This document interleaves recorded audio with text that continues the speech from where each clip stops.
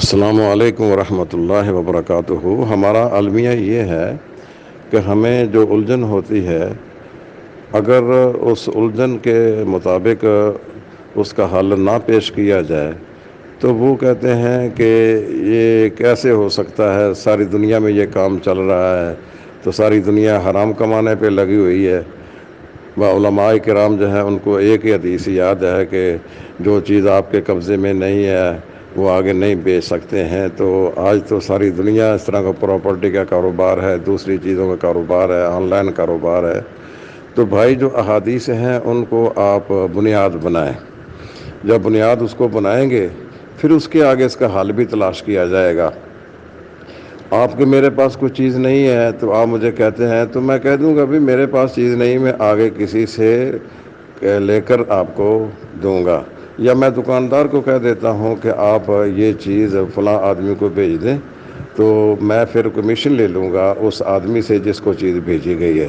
اس کو ہم service charges بھی کہتے ہیں اور ایجنٹ بھی کہتے ہیں، اور اس طرح کئی ایک نام ہے۔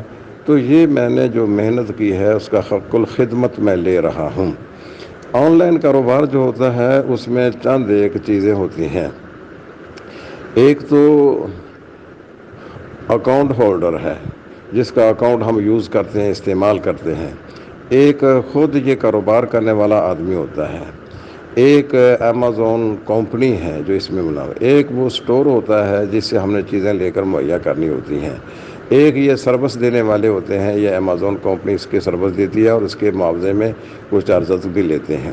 ہمارے پاس کوئی چیز موجود نہیں ہوتی ہے، ہم آن لائن مارکیٹ میں اپنی ایک دکان کھولتے ہیں، اس میں چند ایک چیزیں بطور سیمپل کے دکھا دیتے ہیں ان کو، یہ چیزیں ہمارے پاس ہیں۔ وہ یہ چیزیں جو ہوتی ہیں اس کے ہم نے پورا ڈیٹا لکھا ہوتا ہے کہ یہ اس طرح کی ہے، اس طرح کی ہے، اس طرح کی ہے۔ تو اگر کوئی گاہک آتا ہے اس کی پر وہ نشان لگا دیتا ہے کہ یہ چیز مجھے درکار ہے، تو وہ سیمپل جو پڑے ہوتے ہیں اس کی قیمت بھی درج ہوتی ہے، اس کے اوصاف بھی وہاں درج ہوتے ہیں۔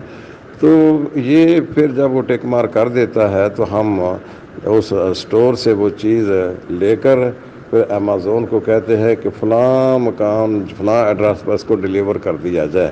وہ اس کو ڈیلیور کر دیتے ہیں، پیسے پہلے اکاؤنٹ میں آ جاتے ہیں، پیسے امیزون کے اکاؤنٹ میں آتے ہیں، اور امیزون جب ڈیلیور کر دیتا ہے پھر 14 دن تک انتظار کرتا ہے وہ چیز اس کے مطابق ہے جو اس نے مانگی تھی، جو ڈیمانڈ کی تھی، یا اس کے مطابق نہیں ہے۔ جب وہ کوئی اعتراض نہیں کرتا ہے 14 دن کے بعد پھر وہ امیزون کا کام کرنے والے کے اکاؤنٹ میں اس کو ٹرانسفر کرتا ہے۔ اب اس کاروبار کا ہم قرآن و حدیث میں دیکھتے ہیں کہ مدینہ میں شام کے تجار آتے تھے اور ان کے پاس کوئی چیز نہیں ہوتی تھی، وہ ان کو کسی چیز کا نمونہ پیش کرتے تھے۔ مثلا گندم لینی ہے تو گندم کو کہتے ہیں کہ فلاں فلاں قسم کی گندم ہوگی، اس کا یہ ریٹ ہوگا، یہ اوصاف ہوں گے، تو وہ یہاں سے سودا طے کر لیتے تھے، حالانکہ ان کے پاس کچھ بھی نہیں ہوتا تھا۔ پیسے لے جاتے تھے اور موسم آنے پر پھر اس چیز کو وہ بیچ دیتے تھے۔ وہ پوچھتے ہیں کہ ان کے پاس اس وقت چیز ہوتی تھی، تو کہتے ہیں کہ ہم اس بارے میں نہیں پڑھتے تھے کہ اس وقت چیز ہوتی تھی نہیں۔ اگر چیز موجود ہوتی تو اسی وقت ہی وہ ریٹ طے کر کے وہ سودا کر لیتے، اس وقت چیز نہیں ہوتی تھی تو یہ نمونہ دکھا کر اس کے اوصاف طے کر کے سودا کر لیتے تھے اور بعد میں وہ چیز ان کو مہیا کر دیتے تھے۔ لا تبع ما لیس عندک، جو چیز آپ کے پاس نہیں ہے وہ اس کو بیچو مت۔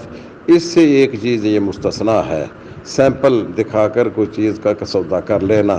سیمپل کے اندر وہ اوصاف اس کے ہوتے ہیں کہ یہ کس طرح کی ہے، یہ کس جنس کی ہے، کس نوعیت کی ہے، اور اس میں کیا کچھ اوصاف ہیں، وہ تمام اوصاف اس کے لکھے ہوتے ہیں۔ اور اس کے مطابق اگر چیز نہ ملے اس کو یہ باقاعدہ آپشن دیا جاتا ہے کہ آپ اتنے دنوں میں اگر چیز آپ کی ڈیمانڈ کے مطابق نہیں ہے تو آپ اس کو واپس کر سکتے ہیں۔ اس مدینہ میں جو لوگ کام کرتے تھے اس کو بے سلم بھی کہتے ہیں، بے سلف بھی کہتے ہیں۔ آن لائن کاروبار میں اکثر چیزیں بے سلم اور بے سلف سے تعلق رکھتی ہیں اور اس جیسی ہوتی ہیں۔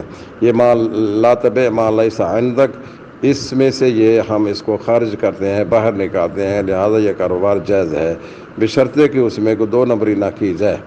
تو دو نمبری کرنے والا جو وہ اتنا آسان کام نہیں ہے کہ وہ اس مارکیٹ میں بیٹھ کر دو نمبری کرے گا۔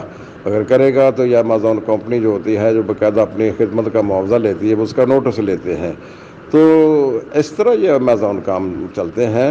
تو ہم اپنے ذہن میں ایک چیز بٹھا لیتے ہیں، پھر ہم احادیث پر اعتراض کرنا شروع کر دیتے ہیں کہ وہ مولوی حضرات ہیں، ان کو ایک ہی حدیث آتی ہے کہ جو چیز نہ بیچی جائے جو آپ کے پاس نہیں ہے.